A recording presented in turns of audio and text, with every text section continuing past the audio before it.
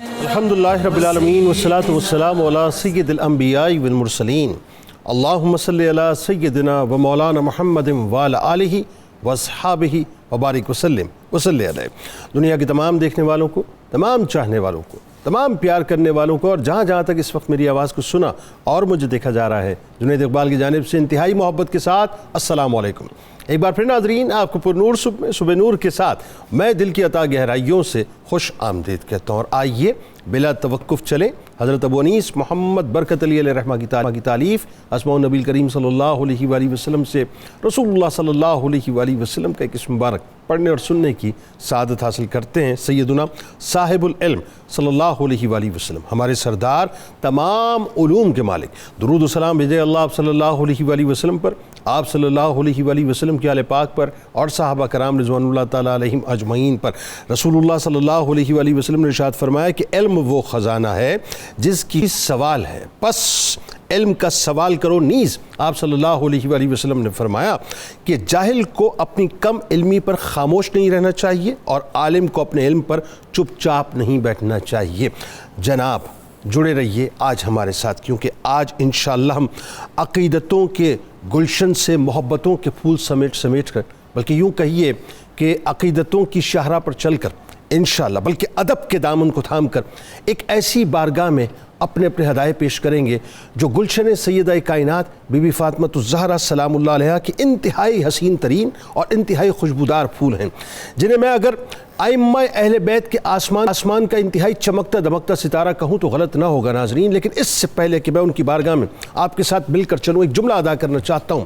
احسان عظیم ہے سرکار مدینہ صلی اللہ علیہ وآلہ وسلم کا ہم پر۔ ویسے تو ظاہر ہے آپ کسی بھی احسان کا بدلہ چکا ہی نہیں سکتے، تو طے شدہ بات ہے، لیکن یہ کتنا بڑا احسان عظیم ہے کہ آپ نے بذات خود اور آپ کی آل پاک نے، اور رہتی دنیا تک، یعنی جب تک امام مہدی علیہ السلام تشریف نہیں لاتے ناظرین، آپ کی آل پاک سرکار مدینہ صلی اللہ علیہ وآلہ وسلم کی وضع کردہ جو ہدایات ہیں، ان ہدایات کی روشنی میں ہمیں ہدایتیں دیتی بھی رہے گی، اور ہمیں اس شارع پر بھی چلاتی رہے گی کہ جہاں پر ہم کسی بھی طور سے انشاءاللہ ڈسٹریکٹ نہیں ہوں گے۔ یوں کہیے کہ ہدایت کا نور بنیادی طور پہ سرکار مدینہ صلی اللہ علیہ وآلہ وسلم نے جس انداز سے ہمارے وجود کے اندر منتقل کیا ہے، آپ کی آل پاک نے بھی اسی مشن پر چلتے ہوئے، آپ کی پیروی کرتے ہوئے ہدایت کا نور جو ہے وہ ہمارے اندر منتقل کیا ہے۔ اور انہی نفوس قدسیہ میں ناظرین، یعنی ائمہ اہل بیت کی اس حسین ترین جھرمٹ کے اندر ایک نام امام محمد تقی علیہ السلام کا آتا ہے،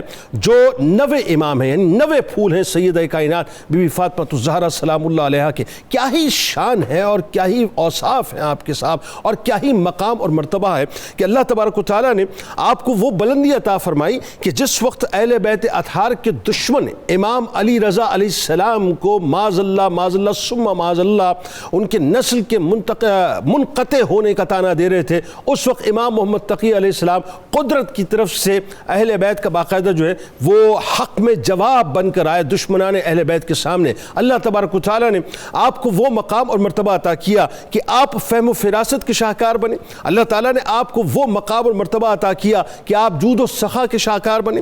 اللہ تبارک و تعالیٰ نے آپ کو وہ مقام اور مرتبہ عطا کیا کہ آپ علم و عرفان کے شاہکار بنے۔ اللہ تعالیٰ نے آپ کو وہ مقام اور مرتبہ عطا کیا کہ آپ تقوی و پرہیزگاری کے شاہکار بنے، اور اللہ تعالیٰ نے آپ کو وہ مقام عطا کیا کہ آپ فقر و قناعت کے شاہکار بنے۔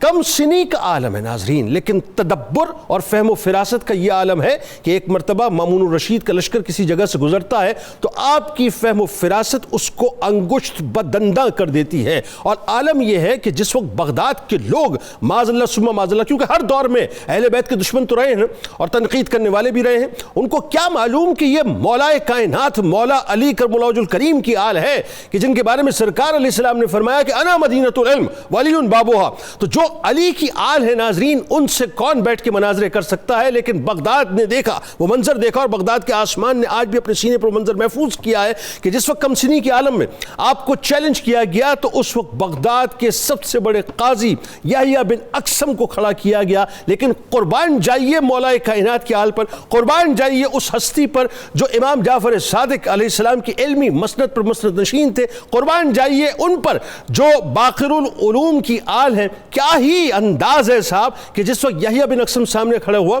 تو عالم یہ تھا کہ جو سوالات تھے پہلے تو انہوں نے یہ بتایا کہ تمہارے سوالات میں جھول ہے، سوالات اس انداز سے نہیں اس انداز سے ہونے چاہیے. اور اس کے بعد آپ نے یہ بتلایا کہ ان سوالات کے جوابات یہ بنتے ہیں اور اس کی جزیات یہ بنتی ہیں. یعنی اس وقت عالم یہ تھا کہ 900 کرسیاں لگائی گئی تھیں جو صرف علماء اور فضلاء کے لیے تھیں، اور ایک سمندر تھا لوگوں کا. لیکن ہر ایک نگاہ نے یہ دیکھا، ہر ایک فہم نے یہ دیکھا، ہر ایک شعور نے یہ دیکھا، ہر ایک عقل نے یہ دیکھا کہ علم اگر کسی کی میراث ہے، چاہے وہ علم لدنی ہو یا علم ظاہری ہو، وہ امام محمد تقی علیہ السلام کے اجداد ہی کی میراث ہے.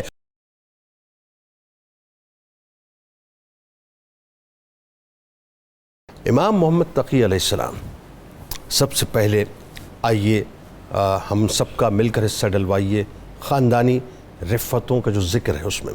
اور اگین وہی بات کہ آپ نے جن حالات میں آنکھ کھولی وہ دشمنان اہل بیت کا باقاعدہ جواب بنا آپ کی آمد کا معاملہ. ذرا وہاں سے آغاز کیجیے. بسم اللہ الرحمن الرحیم. اللہم صلی علی محمد وعلی آل محمد وبارک وسلم. بہت شکریہ محترم جنید اقبال صاحب، ہمیں موقع ملا کہ ہم ان پاک ہستیوں کے نام اپنی زبان پر لا کر اپنے جسموں کو مطہر و معمر کر سکیں. یہ ہماری خوش نصیبی ہے کہ آج ہم ایک ایسی ہستی کا نام زبان پر لا رہے ہیں کہ جن کی خاندانی عظمتوں کا کنارہ نہ کوئی پا سکا، نہ کسی کے بس میں ہے کہ اس کو پا سکے. جناب سیدنا ابو جعفر محمد بن علی، جنہیں امام محمد تقی کہتے ہیں، یہ 2ری صدی ہجری کے آخر میں 195 ہجری میں دنیا میں تشریف لاتے ہیں. اور آپ اس لڑی کا، اس شاخ کا ایک حصہ ہیں کہ پیغمبر رحمت صلی اللہ تعالی علیہ وسلم،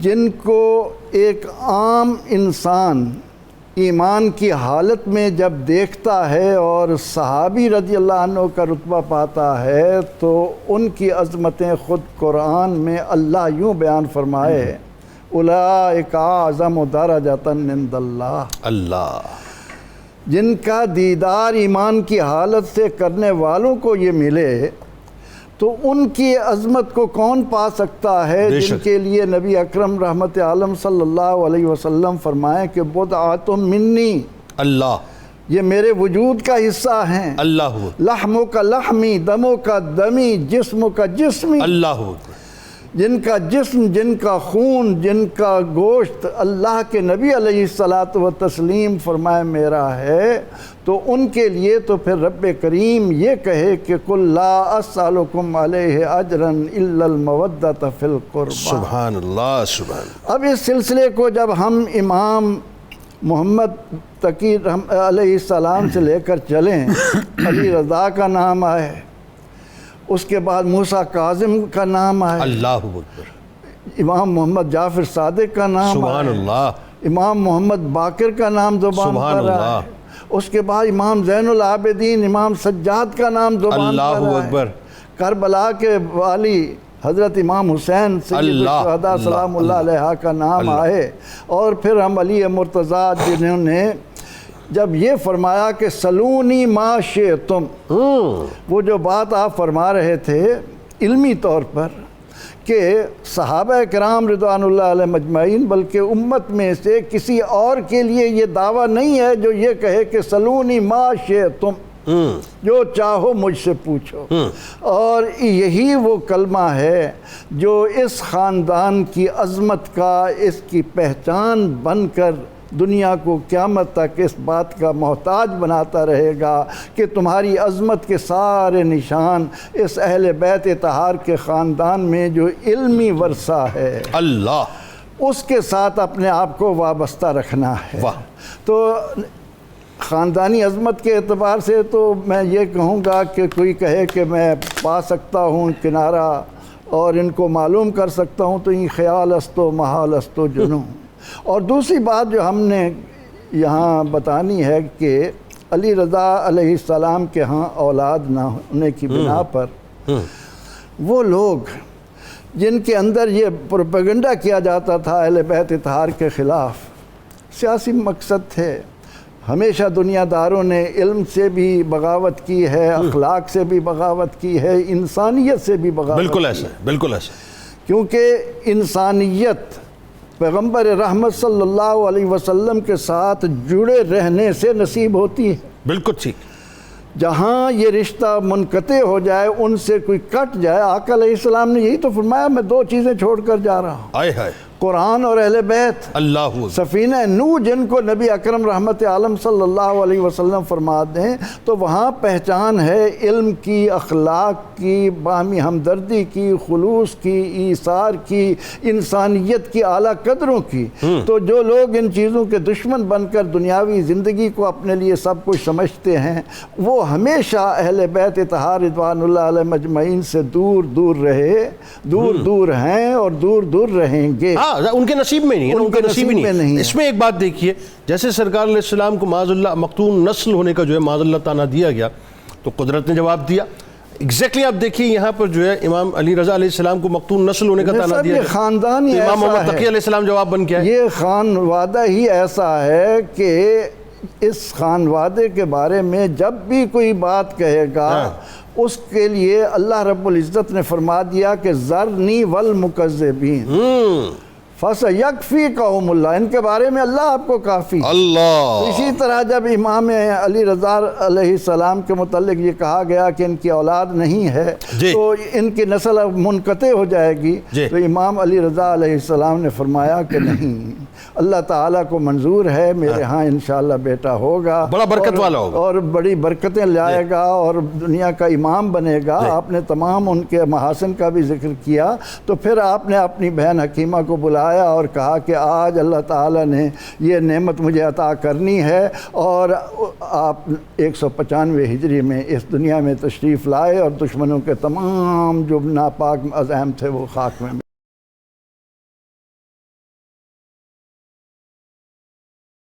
تو ایک تو یہ کہ امام محمد تقی علیہ السلام کے القابات، پھر جو سب سے بڑا ٹراما آپ کی زندگی کا کہ 5 برس کی ظاہری عمر والد کی شہادت ہوتی ہے، اور بچپن میں لیکن وہی بات ہے وہ لیگیسی ٹرانسمٹ ہونی تھی، وہ لیگیسی ٹرانسمٹ ہوئی جو علمی لیگیسی تھی، اور پھر دیکھا دنیا نے کہ جو علم و فضل والے لوگ تھے وہ سر جھکائے آپ کی بارگاہ میں کھڑے رہتے تھے۔ بتلائیے ذرا۔ بسم اللہ الرحمن الرحیم۔ جنید صاحب بہت شکریہ۔ اہل بیت اطہار کی ایک عظیم شخصیت حضرت امام تقی کے علیہ السلام کی شان بیان کرنے کے لیے، آپ کے تذکرے کے لیے اور آپ کے تذکرے سے برکتیں لینے کے لیے ہم بیٹھے ہیں۔ جنید صاحب گزارش ہے کہ اہل بیت اطہار کا مقام اس امت کے لیے اتنا بلند اور اتنا جامع ہے کہ دین کی اقدار چاہے وہ ظاہری ہوں یا باطنی ہوں، ان کا تحفظ، اس کا جو آئیکن ہے وہ اہل بیت اطہار ہے۔ سبحان اللہ۔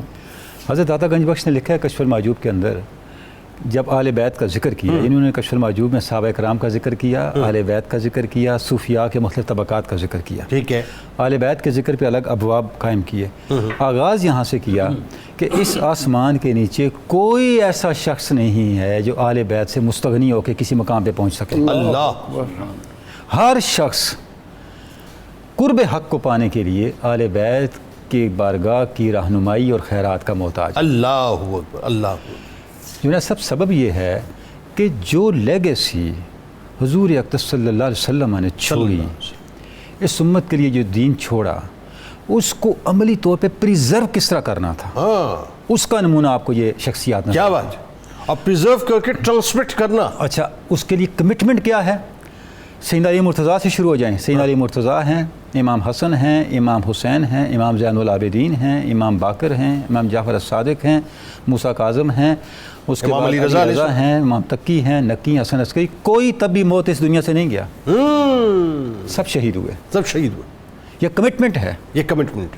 آپشن ان کے پاس بہت تھے، اگر وہ کمپرومائز کرنا چاہتے آپشن بہت تھے، رخصت کے کئی راستے تھے، کئی راستے تھے۔ خلافت راشدہ کو دیکھیں، سیدنا علی مرتضیٰ نے خلافت راشدہ کی مٹتی ہوئی اقدار کو سنبھالا دیا، اپنی جان قربان کر دی۔ بالکل ٹھیک ہے، مشکلات سے ہی کمپرومائز نہیں کیا، بالکل ٹھیک ہے، کمپرومائز نہیں کیا، بالکل ٹھیک ہے۔ اس زمانے میں کوئی اور ہوتا تو شاید خلافت راشدہ کا اینڈ اس طرح اقدار کے تحفظ کے ساتھ نہ ہوتا، بالکل ٹھیک، جیسا سیدنا علی مرتضیٰ نے کیا۔ بعد میں اس سسٹم کو، ان ویلیوز کو، اس تعلیم اور اس میسیج کو آگے ایک تحفظ کے ساتھ بڑھایا ان شخصیات نے. بالکل ٹھیک. جب آپ امام تقی پہ آتے ہیں، آپ کی کل عمر 25 سال ہے. بالکل ایسا. 24-25 سال. بھئی اتنی عمر میں تو آج ہمارے نوجوان میچیور نہیں ہوتے. آپ اتنی عمر میں امامت کے فرائض ادا کر کے اس دنیا سے گئے. سبحان اللہ. آپ تصور کریں. سبحان سبحان. یعنی شخصیت کیا ہمالیائی شخصیت ہے. اللہ. کیا بطل جلیل ہے وہ. اللہ اکبر. کہ اللہ رب العزت نے اتنی تھوڑی عمر میں ان سے کتنا بڑا کام لیا. اللہ اکبر. اور اقتدار کے ایوان ان کے نام سے تھر تھر کانپتے تھے. ایسا ہی ہے. اس عمر میں. ایسا ہی ہے. ایسا اور ہی. کیا کچھ نہیں کیا. بلکہ وہ تو کمسنی کی عمر سے جو ہے انہوں نے تو ہلانا شروع کر دیا تھا. کمسنی سے اس لیے نا کہ جب امام علی رضا نہ رہے تو ان کے نائب یہ تھے. بالکل ایسا. اب وہ سارے فرائض امام تقی ادا کر رہے تھے. جی. تو انہوں نے اب امام تقی کو اپنے خاندان کا حصہ بھی بنایا، اقتدار کے لالچ بھی دیے، سب کچھ کیا. اصل بات. لیکن امام تقی علیہ السلام نے کسی چیز کو جو ہے وہ اس کو درخور اعتنا نہیں سمجھا. بالکل. اور کمپرومائز نہیں کیا اس فرض منصبی پہ، اس کمٹمنٹ پہ جو بوجھ ان کے اوپر، جو ذمہ داری کا بوجھ آیا تھا. بلکہ دیکھیں نا وہ جو آپ کا لقب کانے ہونا ہے. اچھا اب اس پہ آ جائیں. قناعت ہی تھی نا کہ آپ نے سب کچھ ہونے کے باوجود جو ہے. اچھا اب آپ کے القاب اس چیز کے گواہ ہیں. ایک چیز کا بار بار ذکر ہوا برکت کے لیے، میں بھی ضرور ذکر کرنا چاہوں گا. ساری القاب کمال ہیں، لیکن ایک لقب جو آپ کا کہہ سکتے ہیں وہ فیضان سورہ کوثر ہے. آپ مظہر فیضان سورہ کوثر ہے. سبحان اللہ. سبحان سبحان. کیا بات. ٹھیک ہے نا. یعنی جو چیز آپ صلی اللہ علیہ وسلم کو اللہ رب العزت نے سورہ کوثر کے وعدے کے ذریعے سے عطا کی، اللہ رب العزت نے امام علی رضا کو وہ امام تقی کی صورت میں سورہ کوثر کا فیضان عطا کیا. سبحان اللہ. اور وہ جو آپ کا تسلسل تھا آپ کے رسب کا، وہ امام تقی کے ذریعے آگے چلا. جی جی جی. اور تقی. اچھا آپ کا نام محمد ہے. جب آپ کی ولادت ہوئی تو امام علی رضا نے آپ کا نام محمد رکھا. کیا بات ہے. اور جو القاب ہیں، القاب کیا ہوتے ہیں؟ وہ آپ کی شخصیت کے ٹریٹس کو ہائی لائٹ کرتے ہیں. ایگزیکٹلی ایسے وہ آئیڈینٹی شخصیت کے جو مختلف شیڈز ہوتے ہیں ان کو ہائی لائٹ کرتے ہیں کہ آپ میں کون کون سے فیچرز ہیں، کون کون سے کمالات ہیں، آپ کی شخصیت کے فیچرز کو پراپر کرتے ہیں. اب سب سے بڑا تقی کا مطلب کیا ہے کہ آپ مظہر تقویٰ تھے. آپ اللہ اور اس کے احکام کے اوپر کی چلتی پھرتی تصویر تھے. کیا بات ہے. آپ ذکی تھے. ذکاوت، آپ کا تزکیہ اور آپ کی ذہانت درجہ کمال پہ تھی. جوادی آپ کی سخاوت کم درجہ کمال پہ تھی. کانے کا آپ نے ذکر کیا. آپ متوکل تھے. متوکل آپ کے القاب کے اندر آتا ہے کہ توکل کے کس اعلیٰ درجے پہ تھے آپ. ایسا ہی کہ تمام مشکلات، تمام مسائل، حتیٰ کہ گھر میں مسئلے کی جڑ رکھی ہوئی تھی لیکن آپ گھبرا نہیں رہے تھے، آپ پریشان نہیں ہو رہے تھے، بلکہ اللہ کے بھروسے پہ آپ نے اپنے جو فرائض منصبی تھے ان کو آگے بڑھایا. سبحان. اور اس کے بعد علم کے حوالے سے آپ دیکھیں تو آپ نے علم کے لیے بڑے سفر کیے. یعنی جب آپ کے والد گرامی کا انتقال ہو گیا تو ظاہر آپ کو اس طرح سرپرستی نہیں ملی اپنے والد گرامی کی، تو آپ نے کم سنی کے دور، کم عمری میں مدینہ چھوڑا، خراسان آئے، بڑے بڑے اہل علم سے کسب فیض کیا اور بہت تھوڑے وقت میں کیا. اور 9-10 سال کی عمر میں اس درجے پہ پہنچے کہ اپنے دور کے علماء نے، قضات نے، محدثین نے، مجتہدین نے آپ کے مقام کو مانا. اچھا یہ جو بات آپ کر رہے ہیں ڈاکٹر صاحب، اس بات کو یوں آگے بڑھا لیتے ہیں، اور کہ میں وہی بات ہے کہ یہ اللہ کا ایک نظام ہے، ایک میکانزم ہے. ویسے ہم اگر اپنی نیکڈ آئی سے دیکھتے ہیں تو، اور ظاہر عقل بھی اس بات کو تسلیم نہیں کرتی ہے کہ صاحب ایک تھرو پروسیس انسان گزرتا ہے، اور ظاہر ہے by the passage of time جو ہے علوم کو گریب کرتے کرتے ایک سرٹن جگہ پہ پہنچتا ہے. ایک اصولی بات ہے نا کہ آپ بچہ جب پیدا ہوتا ہے، پیدائش سے لے کر پھر ظاہر ہے میٹریکولیشن تک، اور اس کے بعد آپ جاتے ہیں تو پھر آگے کرتے کرتے چاہے ماسٹرز ہے، P H D, whatsoever, ایک پروسیس سے پورا اس سے گزرنا ہے. لیکن یہ وہ ہستیاں ہیں جن کو اگر میں یہ کہوں کہ یہ by birth P H D ہوتی ہے تمام علوم کی.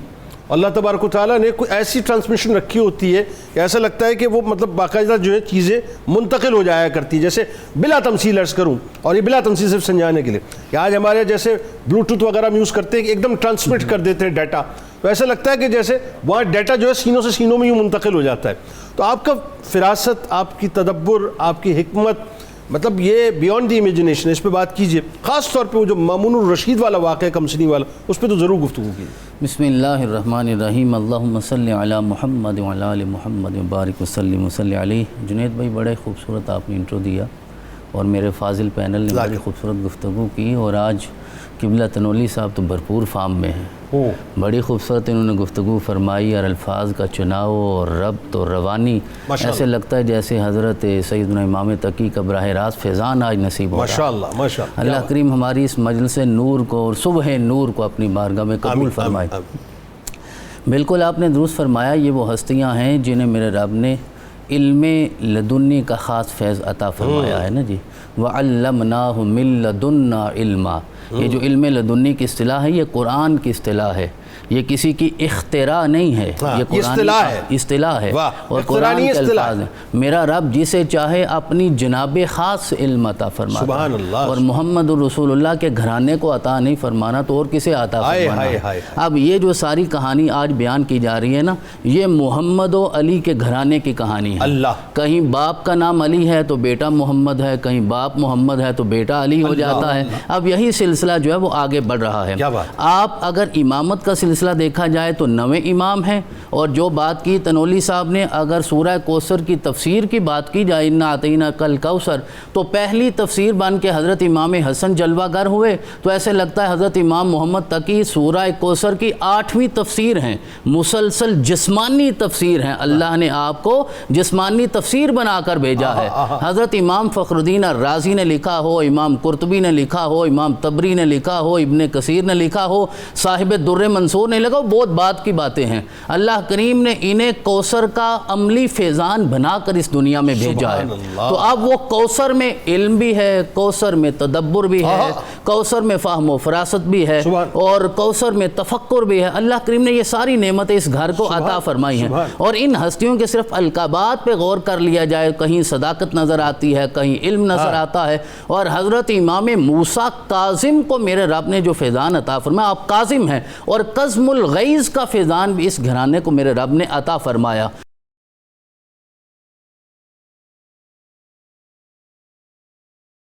پروفیسر صاحب میں چاہتا ہوں، اور یہ بڑا ایک تاریخی مناظرہ ہے، اس کو بس آپ رچاؤ سے بیان کیجئے کہ کوئی بات ہے کمسنی کا عالم ہے اور سامنے بغداد کا سب سے بڑا قاضی یحییٰ بن اقسم ہے، اور زام اس بات پہ ہے صاحب کہ مطلب آج جو ہے علم کی ٹیسٹنگ ہو جائے گی.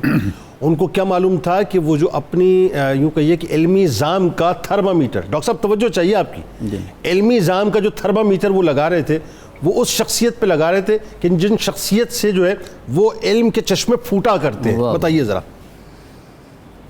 جنید اقبال صاحب، نبی اکرم رحمت عالم صلی اللہ علیہ وسلم کا ارشاد ہے کہ علماء امتی کا انبیاء بنی اسرائیل، کہ میری امت کے جو علماء ہیں انہیں علمی طور پر اللہ رب العزت نے اس مقام پر رکھا ہے جو بنی اسرائیل کے انبیاء علیہ السلام کو عطا کیا گیا تھا. اللہ.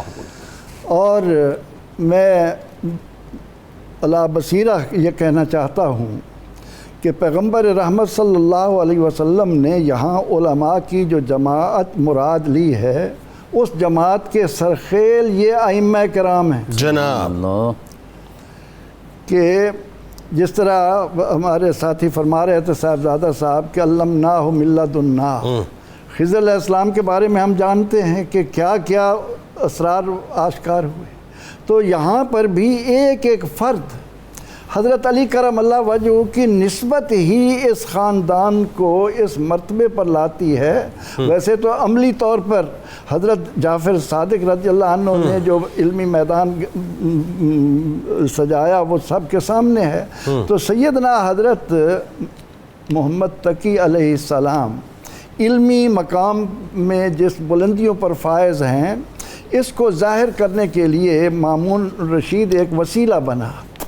اس نے جب عباسیوں کو بتایا کہ میں انہیں اپنا داماد بنانا چاہتا ہوں تو وہ حیران ہوئے کہ آپ ایک ایسے آدمی کو، تو انہوں نے کہا کہ نہیں، یہ علمی بلندیوں پر جو فائز ہیں اس کا تمہیں اندازہ نہیں. وہ کہنے لگے ہم اپنی آنکھوں سے دیکھنا چاہتے ہیں. اس نے کہا ٹھیک ہے. تو اس نے بغداد میں ایک بہت بڑا اہتمام کیا جلسے کا، اور جس میں ارکان دولت کے علاوہ آپ نے بھی ذکر کیا کہ 900 کرسیاں صرف علماء کے لیے دی. بالکل ایسا ہے. ایک ایک فرد بغداد کا کھنچا چلا آیا کہ دیکھیں کہ آج ایک طرف قاضی القضات ہے، یحییٰ بن اقسم ہے، اور اس کے مقابلے میں ایک بچے کو لا کر کھڑا کیا جا رہا ہے. یہ مناظرہ کیسا ہے؟ لیکن اس عمل سے اللہ رب العزت نے قیامت تک آنے والوں کو کربلا کے اثرات سے آگاہ کرنا. بالکل ایسا، بالکل ایسا. اب جب مناظرہ ہوا تو قاضی القضات کا خیال یہ تھا کہ یہ کام سے لڑکا ہے، اس کو اتنا علم کہاں ہوگا. تو نماز روزے کے مسائل آسان ہیں، حج کے متعلق نہیں جانتے ہوں گے، تو انہوں نے یہ سوال کر دیا کہ آپ مجھے یہ بتائیں، اور وہ بھی اجازت سے۔ مامون نے کہا کہ پہلے آپ ان سے اجازت لے لیں اور پھر ان کے سامنے سوال رکھیں۔ تو وہ کہنے لگا کہ آپ ہمیں یہ بتائیں کہ ایک شخص احرام کی حالت میں شکار کرتا ہے تو اس کا کیا حکم ہوگا؟ اب اس نے صرف اتنا سوال کیا، لیکن اس کے جواب میں جب آپ سامنے آئے اور آپ نے جس طرح اس کے سوال کو کھولا، اسی نے علمی طور پر امام محمد تقی علیہ السلام کی رفتیں قیامت تک آنے والے لوگوں پر عیاں کر دی۔ آپ نے اس سے فرمایا کہ یہ تو بتاؤ کہ تم نے مبہم سا سوال کر دیا احرام کی حالت میں شکار کا، یہ شکار ہل میں تھا یا حرم میں تھا؟ یہ شکار کرنے والا اس مسئلے سے واقف تھا یا نہیں تھا؟ شکار کرنے والا شخص آزاد تھا یا غلام تھا؟ شکار کرنے والا کم سن تھا یا بالغ تھا؟ اس سے یہ کام پہلی بار ہوا ہے یا پہلے بھی کرتا چلا آیا ہے؟ یہ تو بتائیے کہ یہ شکار پرندے کا تھا یا کوئی اور تھا؟ وہ پرندہ شکار جو تھا چھوٹے جانور کا تھا یا بڑے جانور کا تھا؟ شکار کرنے والا اس پر مصر ہے یا پشیمان ہو رہا ہے؟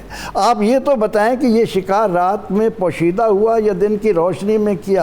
آپ نے جب یہ ساری باتیں، اور ساتھ ہی یہ بھی بتایا کہ آپ نے یہ بھی نہیں بتایا کہ اس نے جو احرام باندھا ہوا تھا وہ عمرے کا تھا یا حج کا تھا۔ یعنی ایک جملہ سوال کا تھا، آپ نے جزیات در جزیات در جزیات۔ اس نے تو صرف اتنا پوچھا کہ جی احرام کی حالت میں شکار کرنے والے کے لیے کیا حکم؟ امام محمد تقی علیہ السلام نے اس کے سوال کو جس انداز سے کھول کر سامنے رکھا، اس نے انہیں حیرت میں ڈال دیا، اور وہ ایک دوسرے کا منہ تکنے لگے کہ یہ کیسی بات ہے۔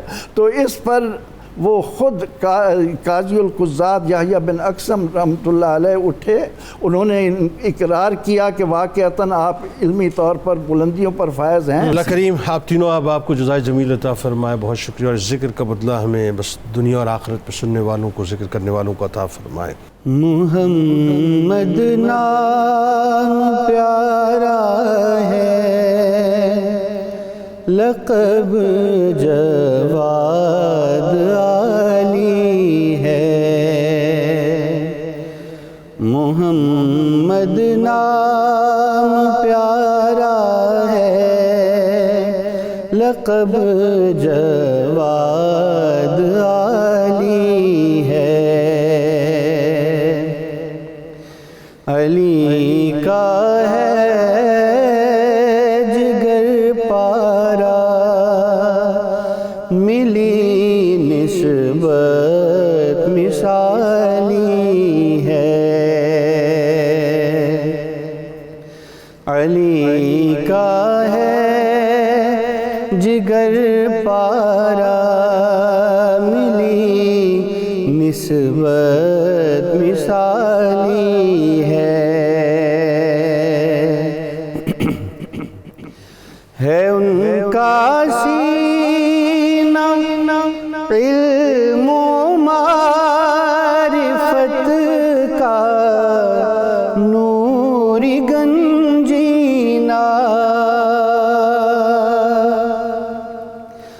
ہے ان کا سینہ علم و معرفت کا نور گنجینا، طلبگار ولایت جو بھی ہے ان کا سوالی ہے، طلبگار ولایت جو بھی ہے ان کا سوالی ہے،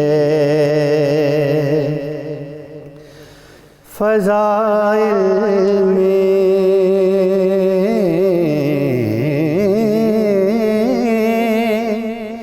شمائل میں فضیلت میں کرامت میں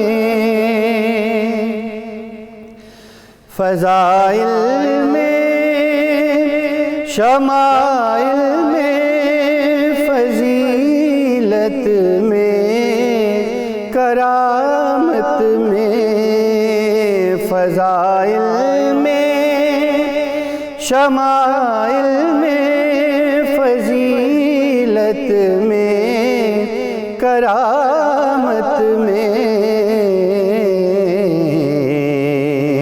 ملی پیارے تقی کو شان اور عظمت نرالی ہے علی کا ہے جگر پیارا علی کا ہے جگر پارا ملی نسبت مثال